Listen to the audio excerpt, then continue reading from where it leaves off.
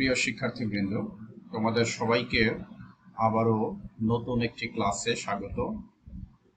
আমার YouTube channel S Alam accounting solution আজকে নতুন একটি ক্লাস হবে এবং এটি ট্রায়াল ব্যালেন্সের উপরে হবে, প্রিন্সিপালস অফ অ্যাকাউন্টিং বিষয়ের।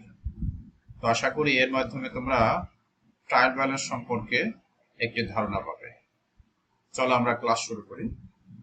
আমার সম্মুখে আমরা স্ক্রিনে যে ট্রায়াল ব্যালেন্সটি দেখতে পাচ্ছি, এটি মূলত বিগত বিভিন্ন পরীক্ষায় ট্রায়াল ব্যালেন্সের যে সকল অ্যাকাউন্টসগুলো এসেছে, যে সকল বিষয়গুলো এসেছে, সেগুলো একসাথে অ্যাকুমুলেট করে তোমাদের সামনে প্রেজেন্ট করা হয়েছে। তো আমরা প্রশ্নটা দেখি যে ট্রায়াল ব্যালেন্স সম্পর্কে কি বলা আছে। The following accounts are taken from the ledger of Emon company at December 31, 2021। অর্থাৎ 2021 সালের 31শে ডিসেম্বরে ইমন কোম্পানির লেজার খতিয়ান থেকে এই নিচের হিসাবগুলো নেওয়া হয়েছে। এই নোটস পেবল একটা হিসাব, ক্যাপিটাল একটা হিসাব, এই ইকুইপমেন্ট একটা হিসাব, এই হিসাবগুলো ইমন কোম্পানির লেজার থেকে নেওয়া হয়েছে। তো এখানে প্রায় 38টা বিভিন্ন ধরনের অ্যাকাউন্টস আছে। এই অ্যাকাউন্টসগুলো কোনটা ডেবিট কোনটা ক্রেডিট এটা আসলে করা নেই, এবং এটির মাধ্যমেই আমাদের কি করতে হবে, আমাদের ট্রায়াল ব্যালেন্সটা তৈরি করতে হবে। তোমাদের দেখো যে ইনস্ট্রাকশনে পরিষ্কার করে বলা আছে, prepare a trial balance in good form. অর্থাৎ একটা ট্রায়াল ব্যালেন্স, একটা রেওয়ামিল তৈরি করো ইন গুড ফর্মে। গুড ফর্মে মানে হচ্ছে যে স্ট্রাকচারে, যে ফরম্যাটে, যে টেবিলের মাধ্যমে করা হয়। আমরা অ্যান্সারটা দেখি। দেখো এই যে এখানে যে টেবিলটা টানা হয়েছে, আমরা জানি রেওয়ামিলের হচ্ছে টেবিলে 4টা কলাম থাকে। 1 নাম্বার হচ্ছে সিরিয়াল নাম্বার, 2 নাম্বার পার্টিকুলার্স বা অ্যাকাউন্ট টাইটেলস, 3 নাম্বার থাকে রেফারেন্স, 4 নাম্বার ডেবিট টাকা, 5 নাম্বার হচ্ছে ক্রেডিট টাকা। এখানে রেফারেন্সের ঘরে আসলে কোনো কিছু উল্লেখ থাকে না, আর যদি থাকে কখনো তাহলে সেটা উল্লেখ করা হয়, তবে জেনারেলি রেফারেন্সের ঘর এরকম ফাঁকাই থাকে। তো শুরুতেই ট্রায়াল ব্যালেন্স শুরু করার আগেই প্রথমে হচ্ছে আমাদের উপরে এই টেবিলের উপরে যে কোম্পানির আমরা ট্রায়াল ব্যালেন্স তৈরি করব সেই কোম্পানির নাম লিখতে হয়। ইমন কোম্পানি আমাদের এখানে, এই জন্য ইমন কোম্পানি লিখেছি। আমরা কি তৈরি করব সেটি হচ্ছে ট্রায়াল ব্যালেন্স। এই ট্রায়াল ব্যালেন্সটা আমরা কত সালে কোন তারিখে আমরা করছি সেটি উল্লেখ থাকে। আমরা যেহেতু 2021 সালের 31শে ডিসেম্বরের ব্যালেন্স নিয়ে করছি এবং ওই দিনেই আমরা এই ট্রায়াল ব্যালেন্সটা তৈরি করছি, এই কারণে ডিসেম্বর 31, 2021 এটি আমাদের লিখতে হবে। তো আমরা এখন দেখি যে আমাদের ট্রায়াল ব্যালেন্সের করতে গেলে আমাদের যে প্রশ্নটা আছে সেই প্রশ্নে কি বলা আছে। তো প্রথমেই আমার আছে নোটস পেয়েবল 30,000 টাকা, ক্যাপিটাল 25,000 টাকা, ইকুইপমেন্ট 80,000 টাকা। এভাবে আমাদের 38টা অ্যাকাউন্ট আছে। এই অ্যাকাউন্টটা কোনটা ডেবিট দিকে যাবে কোনটা ক্রেডিট দিকে যাবে এইটা আমাদের হচ্ছে, সেটা ডেবিট হলে ডেবিট দিকে টাকা বসবে, ক্রেডিট হলে আমাদের ক্রেডিট দিকে টাকা বসবে। এভাবে আমাদের সবগুলো যাওয়ার পরে আমরা দুই পাশ মিলিয়ে দেখব যে আমাদের এই ট্রায়াল ব্যালেন্সটা মেলে কিনা। যদি মেলে তাহলে ট্রায়াল ব্যালেন্সটা ঠিক আছে, আর না মিললে অন্য উপায় আছে, সেটা আমাদের দেখতে হবে। তো প্রথমেই আমরা দেখি আমাদের 1 নম্বর সিরিয়ালে আছে নোটস পেয়েবল। আমরা জানি নোটস পেয়েবল হচ্ছে একটা দায়, অর্থাৎ প্রদেয় নোট। এই নোটের টাকা আমাদের পরে পরিশোধ করতে হয়। অর্থাৎ আমরা হয়তো কোনো কিছু কিনেছি যেটা হচ্ছে যে আমরা টাকা দিতে পারি নাই, একটা নোটে, একটা দলিলে, একটা পত্রে আমরা সাইন করে দিয়েছি যে এত মাস পরে আমরা এই টাকাটা পরিশোধ করব। যেহেতু পরিশোধ করি নাই, পরিশোধ করতে হবে ভবিষ্যতে, এই কারণে এটি হচ্ছে আমাদের দায়, অর্থাৎ নোটস পেয়েবল হচ্ছে দায়।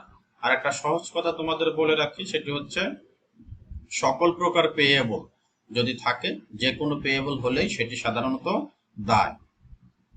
তো এই কারণে নোটস পেয়েবল এটি একটি দায় 30,000 টাকা। আর আমরা জানি যে দায় সকল প্রকার দায়, জেনারেল ব্যালেন্স হচ্ছে, নর্মাল ব্যালেন্স হচ্ছে ক্রেডিট দিকে, এই কারণে আমরা ক্রেডিট দিকে টাকাটা লিখব।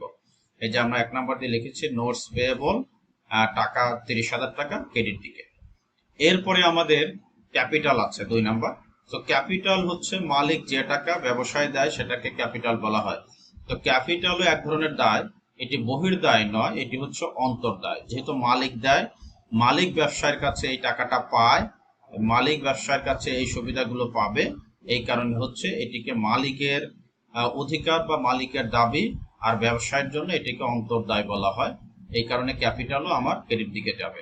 দেখো ক্যাপিটাল লিখে এখানে আমরা ক্রেডিট দিকে লিখেছি টাকা 25,000। এইভাবে আমরা দেখি ইকুইপমেন্ট আমার সম্পদ। তোমরা জানো সম্পদের নরমাল ব্যালেন্স আছে ডেবিট দিকে, এই কারণে আমার ডেবিট দিকে বসবে।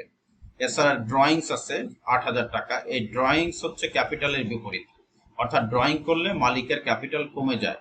ক্যাপিটাল আমরা যেমন ক্রেডিট করি, তাহলে ড্রয়িংটাকে আমার উত্তোলনকে আমার ডেবিট করতে হবে, অর্থাৎ ইকুইপমেন্টও ডেবিট হবে, ড্রয়িংসও ডেবিট হবে।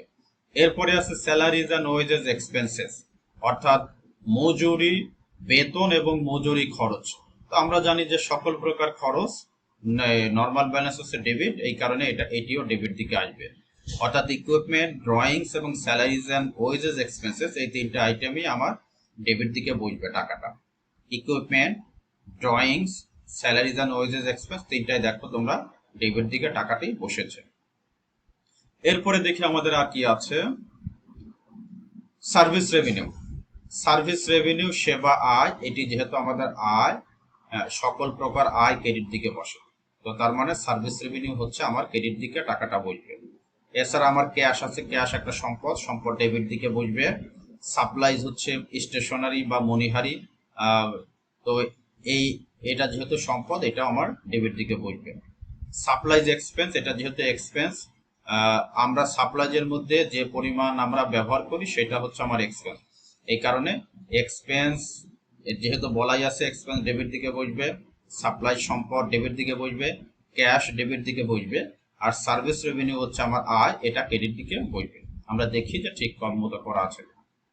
হ্যাঁ, তোমরা দেখতে পাচ্ছ যে সার্ভিস রেভিনিউ, এটা যেহেতু আয় ক্রেডিট দিকে লেখা হয়েছে, ক্যাশ আমার সম্পদ, এটা ডেবিট দিকে লেখা হয়েছে, সাপ্লাইজ সম্পদ, এটিও ডেবিট দিকে লেখা হয়েছে, সাপ্লাইজ এক্সপেন্স, এটিও ডেবিট দিকে লেখা হয়েছে। এরপরের বিষয়গুলো রেওয়ামিলের আসলে প্রশ্নের যে বিষয়গুলো আছে অ্যান্সারের সাথে প্রাসঙ্গিক হয়, আমি অ্যান্সার থেকেই এখন তোমাদের আমি বুঝাবো যে এইটি কেন ডেবিট এবং এইটি কেন ক্রেডিট দিকে লেখা হয়েছে। তো দেখো সাপ্লাইজের পরের আমাদের আইটেম ছিল 10 নম্বর, সেটা হচ্ছে স্যালারিজ পেয়েবল। তোমরা প্রশ্নের সাথে মিলিয়ে নেবে।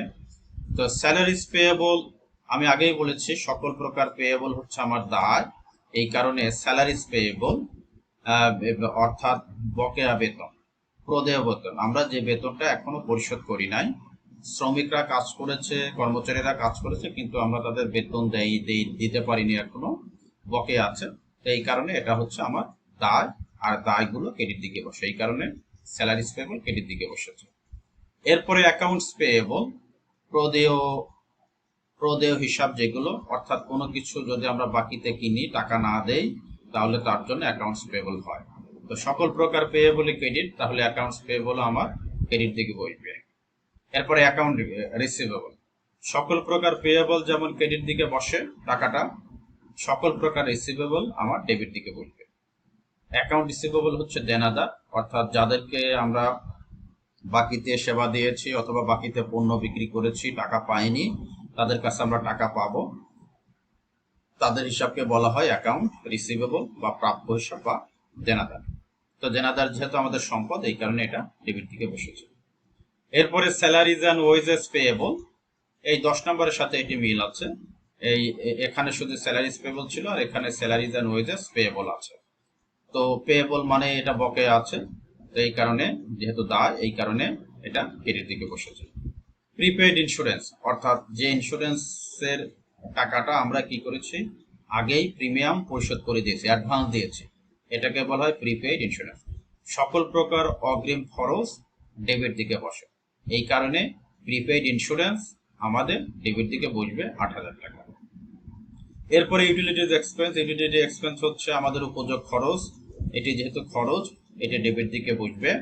এখন ইউটিলিটি এক্সপেন্স বলতে কি বোঝায়? ইউটিলিটি এক্সপেন্স উপযোগ খরচ, উপযোগ খরচের মধ্যে সাধারণত 3টা বিষয় থাকে, একটা হচ্ছে যে গ্যাস, পানি, বিদ্যুৎ, এই 3টা খরচকে একসাথে বলা হয় ইউটিলিটি এক্সপেন্স। ইন্স্যুরেন্স এক্সপেন্স, বীমা খরচ, বীমা খরচ যেহেতু খরচ, এই কারণে ডেবিট দিকে বসবে। আনআর্নড রেভিনিউ, অনুপার্জিত আয়, আমরা জাবেদা চ্যাপ্টারে আমরা এবং লেজার চ্যাপ্টারে আমরা দেখেছি আনআর্নড রেভিনিউ। আনআর্নড রেভিনিউ হচ্ছে অনুপার্জিত আয়। অনুপার্জিত আয় বলতে বোঝায় যে আমরা টাকা অ্যাডভান্স নিয়েছি কিন্তু কাজ করে দেয়নি। ভবিষ্যতে যেহেতু আমাকে কাজ করে দিতে হবে অথবা টাকা ফেরত দিতে হতে পারে, এই কারণে এটি হচ্ছে আমাদের দায়। এই কারণে আনআর্নড রেভিনিউ হচ্ছে ক্রেডিট। ইন্টারেস্ট এক্সপেন্স, সুদ খরচ, এটা আমার খরচ, ডেবিট। ইন্টারেস্ট পেয়েবল, বকেয়া সুদ, আমি সুদ পরিশোধ করি নাই, ভবিষ্যতে করতে হবে, এটা আমার দায়, credit. Mortgage loan, mortgage loan হচ্ছে বন্ধকি ঋণ, অর্থাৎ কোনো সম্পদ বন্ধক রেখে যদি আমরা লোন নেই সেটিকে বলা হয় বন্ধকি মর্টগেজ লোন। তো লোন যেহেতু আমার দায়, এই কারণে ক্রেডিট দিকে। ডিবেঞ্চার, ঋণপত্র, আমরা যদি কোনো দলিলে সাইন করে যদি আমরা লোন নেই সেটাকে বলা হয় ডিবেঞ্চার। তো এই ডিবেঞ্চারও আমার হচ্ছে লোন, এটা আমার দায়, এই কারণে ক্রেডিট দিকে বলবে। ডিসকাউন্ট রিসিপ্ট, অর্থাৎ আমরা বাট্টা পেয়েছি, প্রাপ্ত বাট্টা আমার জন্য আয়, এই কারণে ক্রেডিট দিকে বসবে। আর ডিসকাউন্ট পেইড, আমরা যদি ডিসকাউন্ট দেই তাহলে এটা আমার জন্য খরচ হয়ে যায়, এই কারণে এটা ডেবিট দিকে বসবে। অ্যাপ্রেন্টিসশিপ প্রিমিয়াম, অর্থাৎ শিক্ষানবিশ সেলামি, আমরা যদি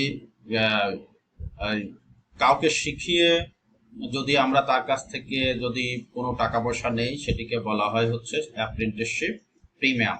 তো অ্যাপ্রেন্টিসশিপ প্রিমিয়াম এটা আমাদের জন্য আয়, এটা হচ্ছে ক্রেডিট দিকে বলবে। আর অ্যাপ্রেন্টিসশিপ অ্যালাউন্স, এটা হচ্ছে শিক্ষানবিশ ভাতা, অর্থাৎ আমরা কাউকে শেখাচ্ছি আবার তাকে টাকাও দিচ্ছি, এটিকে বলা হয় অ্যাপ্রেন্টিসশিপ অ্যালাউন্স।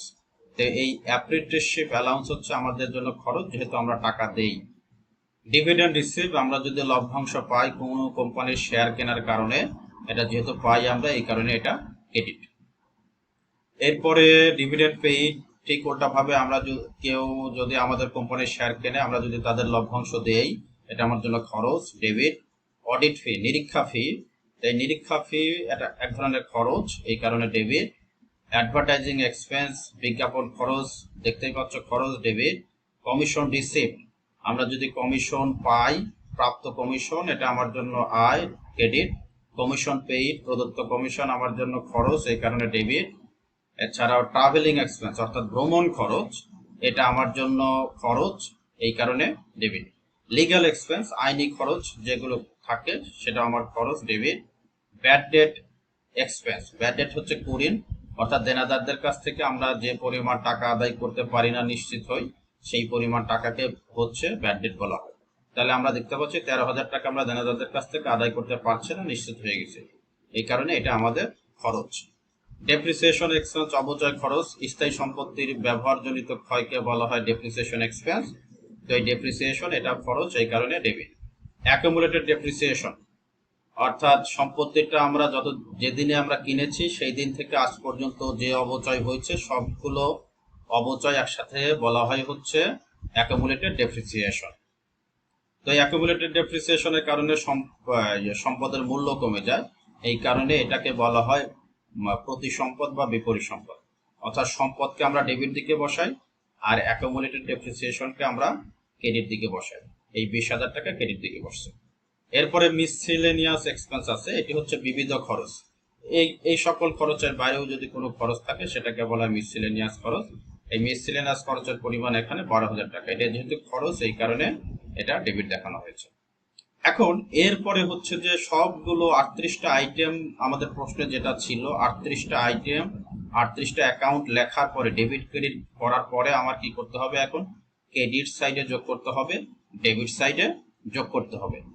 আমরা যোগ করে দেখেছি যে এই অঙ্কে ক্রেডিট সাইডে টাকার পরিমাণ হয় বেশি, 2,88,000 টাকা, আর ডেবিট সাইডে টাকার পরিমাণ যোগ করে হয় 2,79,000 টাকা, অর্থাৎ 9,000 টাকা আমার ডেবিট সাইডে কম পড়ে। তো আমরা জানি কোনো সাইডের রেওয়ামিলে যদি কোনো সাইডে টাকার পরিমাণ কম পড়ে সেই সাইডে ওই টাকাটা লিখতে হয়। এখানে যেহেতু ডেবিট সাইডে 9,000 টাকা কম পড়েছে, এই কারণে আমরা ডেবিট সাইডে 9,000 টাকা লিখেছি। আর এই বিবরণের ঘরে লিখতে হয় সাসপেন্স অ্যাকাউন্ট। আমি দেখো যে সাসপেন্স অ্যাকাউন্ট লিখেছি 39 নম্বর আইটেম দিয়ে, আর ব্র্যাকেটে লেখা আছে বিএফ। বিএফ মানে হচ্ছে ব্যালেন্সিং ফিগার। ব্যালেন্সিং ফিগার বলতে বোঝানো হয় যে টাকাটা দিয়ে মিলানো হয় সেই টাকাটাকে বলা হয় ব্যালেন্সিং ফিগার। তো আমরা যেহেতু 9,000 টাকা দিয়ে ক্রেডিট দিকে যে 2,88,000 টাকা আছে সেটার সাথে আমরা 2,79,000 যোগ করে 2,79,000 সাথে 9,000 টাকা যোগ করে 2,88,000 টাকা বসিয়েছি, এই কারণে আমাদের এটাকে বলা হয় ব্যালেন্সিং ফিগার বা সাসপেন্স অ্যাকাউন্ট। এটা কিন্তু 2,79,000 টাকা লিখতে হবে না। তো আশা করি সবাই